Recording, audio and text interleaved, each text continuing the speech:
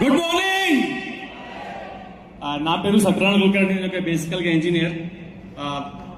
దాదాపుగా 10 years job చేశాను. ఎందుకంటే మంచి లైఫ్ లీడ్ చేయాలా, చదువుకున్న జాబ్ చేశాను. బట్ జాబ్ లోపల నాకు అనుకున్నట్టు సాటిస్ఫాక్షన్ దొరకలేదు, నా వర్క్ పరంగా, నా శాలరీ పరంగా.